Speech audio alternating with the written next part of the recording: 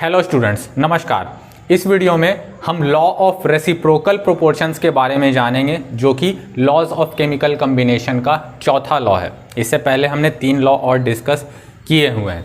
सबसे पहले ये जान लेते हैं कि इसका स्टेटमेंट क्या है, ये लॉ कहता क्या है, और फिर उसके बाद हम ये जो लॉ है इसे हम एक एग्जाम्पल से समझेंगे और फिर उसके बाद इस पे बेस्ड एक न्यूमेरिकल प्रॉब्लम को भी सॉल्व करेंगे। तो सबसे पहले इसका स्टेटमेंट देख लेते हैं क्या है। ये जो लॉ है ये 1792 में रिक्टर नाम के साइंटिस्ट के द्वारा दिया गया था और ये कुछ इस तरह से है। It states that the ratio of masses of 2 elements A and B which combine separately with a fixed mass of element C is either same or some simple multiple of the ratio of masses in which elements A and B combine directly with each other।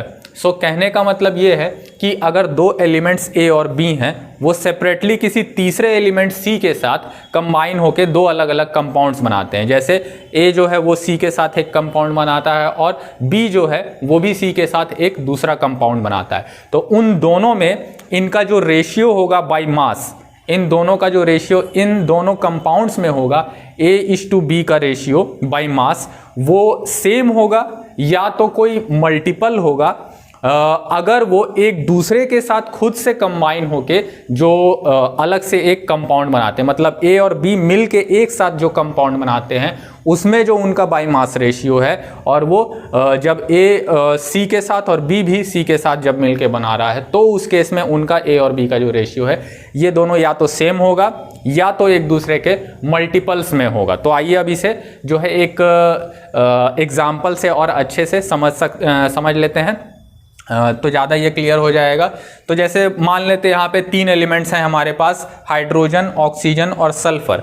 Hydrogen और oxygen जो हैं वो elements A और B हैं, यानी पहले 2 elements. ये एक तीसरे एलिमेंट यानी सल्फर के साथ जो है कंबाइन होके 2 अलग अलग कंपाउंड्स बना रहे हैं। हाइड्रोजन सल्फर के साथ कंबाइन होता है तो H2S that is hydrogen sulphide बनाता है, और ऑक्सीजन जब सल्फर के साथ कंबाइन होता है तो सल्फर डाइऑक्साइड बनता है।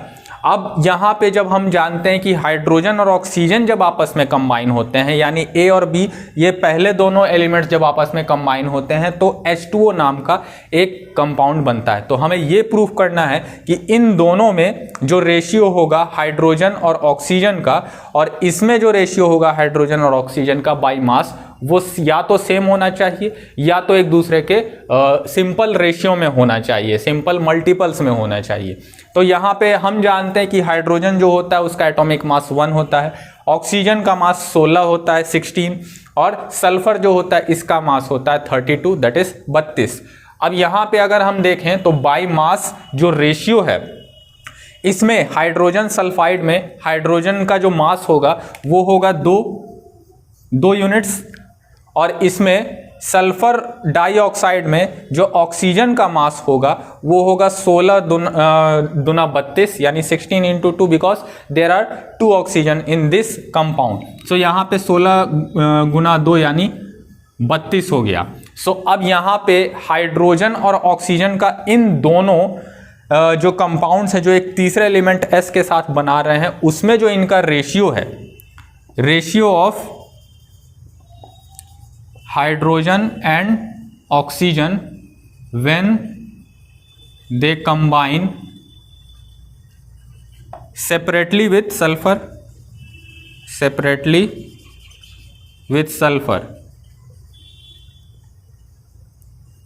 ये जो है ये 2:32 का रेशियो है, दैट इज 1:16। अब इसके बाद अगर हम इस कंपाउंड यानी A और B जो एलिमेंट्स हैं हाइड्रोजन और ऑक्सीजन जो आपस में ये कंबाइन हो रहे हैं तो जो कंपाउंड बना रहे हैं उसमें इनका अगर हम बाई मास रेशियो देखें तो वो क्या है, हाइड्रोजन 2 और ऑक्सीजन 1 है यानी 16। तो 2:16 का रेशियो है, यानी जब ये दोनों आपस में कंबाइन हो रहे हैं when hydrogen and oxygen combine with each other, तो उस केस में जो रेशियो है ये कितना है, 2:16 है, दैट इज 1:8। अब हम देख सकते हैं कि ये दोनों रेशियो जो हैं आपस में ये दोनों रेशियो आपस में जो है ये दोनों एक मल्टीपल के रूप में है। मीन्स ये रेशियो जो है 1/16 है और ये रेशियो जो है 1/8 का है। तो ये जो है ये रेशियो अगर हम देखें तो एक तरह से ये रेशियो जो है ये 1:2 का है। तो इसे सिंप्लीफाई करने पर हम देख सकते हैं 1:2 का है, यानी जो H2O में इन दोनों का आपस में जो रेशियो है वो 2 गुना है as compare to when they combine with a third element sulphur and they make 2 separate compounds H2S and SO2। So उस केस में जो इनका रेशियो है आपस में उससे 2 गुना रेशियो है जब ये आपस में कंबाइन होते हैं। तो यही होता है लॉ ऑफ रेसिप्रोकल प्रोपोर्शन। सो अब आइए इस पे बेस्ड एक न्यूमेरिकल को सॉल्व करते हैं ताकि ये कंसेप्ट जो है थोड़ा और आपका क्लियर हो जाए। तो ये न्यूमेरिकल कुछ इस तरह से है, the percentage composition of elements in NH3 that is ammonia, H2O that is water and N2O3 is given below। ये कुछ इस तरह से हैं, मतलब 3 अलग अलग कंपाउंड्स हैं, तीनों में जो भी एलिमेंट्स हैं दैट इज नाइट्रोजन, ऑक्सीजन और हाइड्रोजन, उनका परसेंटेज कंपोजिशन जो बाय मास है वो दिया हुआ है।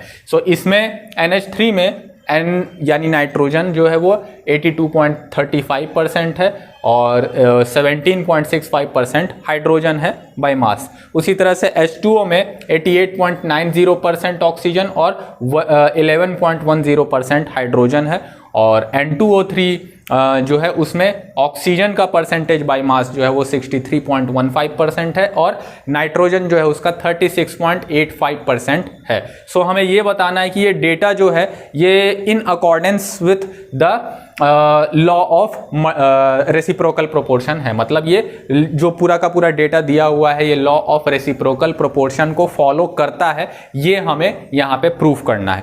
सो सबसे पहले हम जानते हैं कि लॉ ऑफ रेसिप्रोकल प्रोपोर्शन में एक तीसरा एलिमेंट होता है जिसके साथ 2 गिवन एलिमेंट्स कंबाइन होते हैं। तो यहाँ पे 3 एलिमेंट्स हैं, तो इन तीनों एलिमेंट्स में से किसी भी एक एलिमेंट को हम मान सकते हैं कि वो एक तीसरा एलिमेंट है जिसके साथ पहले 2 एलिमेंट्स जो है वो कंबाइन होके अलग अलग कंपाउंड्स बना रहे हैं। तो यहाँ पे हम ये सपोज कर लेते हैं कि हाइड्रोजन जो है वो हाइड्रोजन नाइट्रोजन और ऑक्सीजन के साथ मिलके 2 अलग अलग कंपाउंड्स बना रहा है जो कि NH3 दैट इज अमोनिया है और H2O दैट इज वाटर है।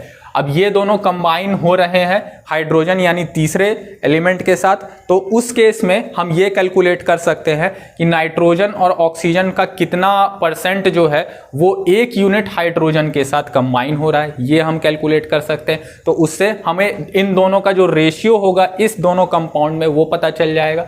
फिर उसके बाद ये तीसरा कंपाउंड जो है जिसमें N और O पहले 2 एलिमेंट्स जो हैं वो आपस में कंबाइन हो रहे हैं, इसमें फिर हमें पता चल जाएगा क्योंकि इसमें तो ऑलरेडी दिया ही हुआ है, तो इसमें डायरेक्ट यहीं से हम इनका रेशियो पता कर सकते हैं। और फिर हमें ये शो करना होगा, मतलब हमें ये प्रूफ करना होगा कि ये दोनों के दोनों केसेस में जो रेशियोज हैं नाइट्रोजन और ऑक्सीजन के वो बिल्कुल सेम है या फिर एक दूसरे के मल्टीपल्स में है। तो इसे सबसे पहले हमें सॉल्व करना होगा कुछ इस तरह से कि हाइड्रोजन का हम मान लेते हैं 1 यूनिट है, तो उस हाइड्रोजन के 1 यूनिट के साथ नाइट्रोजन जो है यानी NH3 में नाइट्रोजन वो कितना कंबाइन हो रहा है। तो हम यहाँ पे देख सकते हैं कि इन NH3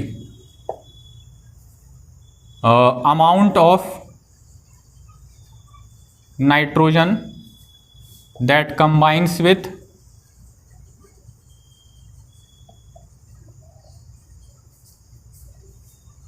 1 unit hydrogen will be equal to यहाँ पे हो जाएगा 82.35 डिवाइडेड बाई 17.65। यहाँ पे हमने यूनिटरी मेथड लगाया है। सो चूंकि इतना यूनिट जो है इतना यूनिट नाइट्रोजन इतने यूनिट हाइड्रोजन के साथ कंबाइन होता है, तो 1 यूनिट नाइट्रोजन कितने यूनिट हाइड्रोजन के साथ कंबाइन होगा, इतने यूनिट हाइड्रोजन के साथ कंबाइन होगा। काफी सिंपल, और ये कैलकुलेट करने पर आएगा 4.67। सो ये हो गया पहला केस। इसी तरह से दूसरे केस में यानी H2O के केस में भी हम ये कैलकुलेट कर सकते हैं कि ऑक्सीजन कितना 1 यूनिट हाइड्रोजन के साथ कंबाइन हो रहा है। So in H2O amount of oxygen that combines with 1 unit hydrogen will be equal to, कितना हो जाना चाहिए ये हो जाना चाहिए 88.90 डिवाइडेड बाई 11.10। सो ये कैलकुलेट करने पर लगभग आता है 8.01, यानी एक हाइड्रोजन के साथ 8 ऑक्सीजन जो है वो 8.01 ऑक्सीजन कंबाइन हो रहे हैं। तो ये हम ऑलरेडी जानते भी हैं कि H2O में जो इन दोनों का बाईमास रेशियो होता है वो 1:8 का होता है, जो यहाँ से भी आ सकता है, मतलब आ रहा है, हम देख सकते हैं। सो अब हमें इस तीसरे जो कंपाउंड है इसमें अब इन दोनों का देखना है कि रेशियो क्या है, लेकिन उससे पहले हमें इन दोनों का इंडिविजुअल अलग अलग रेशियो, यानी एक यूनिट हाइड्रोजन हमने लिया है तो उसके साथ नाइट्रोजन और ऑक्सीजन इतना इतना कंबाइन हो रहे हैं, तो नाइट्रोजन और ऑक्सीजन का आपस में इनमें रेशियो जो है वो हम कैलकुलेट कर सकते हैं। यहाँ से 4.67 रेशियो 8.01 है। So ratio of nitrogen and oxygen in these compounds, ये हो जाएगा 4.67 रेशियो 8.01। सो ये कैलकुलेट करने पर आता है अप्रॉक्सीमेटली 1:1.72 के बराबर। यानी इन दोनों केसेस में एक नाइट्रोजन और 1.72 ऑक्सीजन जो है वो रेस्पेक्टिवली एक यूनिट हाइड्रोजन के साथ कंबाइन हो रहे हैं। सो ये हमने कैलकुलेट कर लिया कि इन दोनों अलग अलग इंडिविजुअल कंपाउंड्स में इनका रेशियो जो है वो क्या है नाइट्रोजन और ऑक्सीजन का। अब हमें ये भी दिखाना होगा, शो करना होगा कि इस तीसरे कंपाउंड यानी नाइट्रोजन और ऑक्सीजन का जो कंपाउंड है इसमें भी जो इनका आपस में ये जो रेशियो है ये या तो इसके बराबर होना चाहिए या तो इसका कोई मल्टीपल होना चाहिए। सो वो भी हम कैलकुलेट कर सकते हैं। Now in N2O3 the ratio of nitrogen and oxygen, यहाँ पे हम देख सकते हैं 36.85 पार्ट जो है नाइट्रोजन है और 63.15 पार्ट ऑक्सीजन है। सो इसमें रेशियो जो होगा वो हो जाएगा 36.85 डिवाइडेड बाई 63.15। सो ये भी कैलकुलेट करने पर अप्रॉक्सीमेटली ये आता है 1:1.71 के आसपास।